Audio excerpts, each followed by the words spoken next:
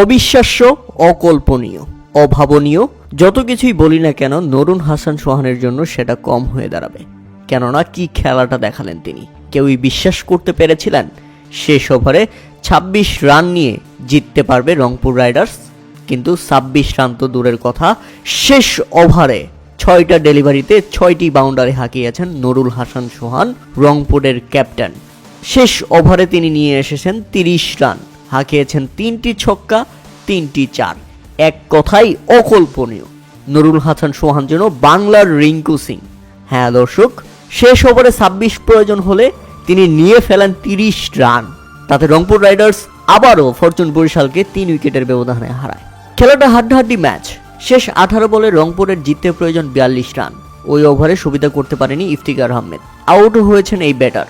৩৬ বলে ৪৮ রান করে ফিরে যান তিনি। শাহিন শাহ আফ্রিদি ওই ওভারে খরচ করেন কেবলমাত্র ৩ রান।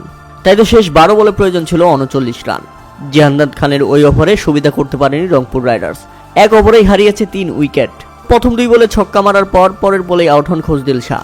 ২৪ বলে ৪৮ করে এই ব্যাটার ফিরলে একে একে আউট হন শেখ মেহেদী হাসান এবং মোহাম্মদ সাইফুদ্দিন। তাদের শেষ ওভারে প্রয়োজন ছিল ২৬ রান। আর এই ২৬ রান নিতে পারবে না নুরুল হাসান সোহান। এ কারণেই অনেকেই টিভির সামনে থেকে সরে গিয়েছিলেন। কিন্তু নুরুল হাসান কি খেলাটাই না দেখালেন, তাতে এখন নিউজ শুনে অনেকেই চমকে যেতে পারেন। দুর্দান্ত নুরুল হাসান সোহান, সত্যি তুমি যা করেছো এটা অকল্পনীয়। নাজমুল হোসেন শান্ত যখন উইকেট কিপার, আবার তিনি প্রথমবারের মতো স্বীকৃত ক্রিকেটে স্টাম্পিং করলেন অ্যালেক্স হেলসকে। অ্যালেক্স হেলস তো রীতিমতো শকড হয়ে গিয়েছিলেন। অবশ্য শকড হওয়ারই কথা, কেননা নাজমুল হোসেন শান্ত যে প্রফেশনাল উইকেট কিপার নন। তারপরেও নাজমুল হোসেন শান্ত যে সুনিপুণভাবে অ্যালেক্স হেলসকে আউট করেছেন সেটা ছিল সত্যি দুর্দান্ত।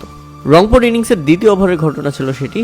তানভীর ইসলামের করা ডেলিভারিটি অ্যালেক্স হেলস ডাউন দ্য উইকেটে এগিয়ে খেলতে গেলে বলটি মিস করেন এবং এজারটায় উইকেট কিপার নাজমুল হোসেন শান্ত বলটি ধরেই স্টাম্প ভেঙে দেন। তাতে মাত্র ১ রানই শেষ হয়ে যায় অ্যালেক্স হেলসের ইনিংস। উল্লেখ্য, প্রথমে ব্যাটিং করতে নেমে নির্ধারিত ২০ ওভারে ৫ উইকেট হারিয়ে ১৯৭ রানের লড়ক সংগ্রহ দাঁড় করায় ফরচুন বরিশাল।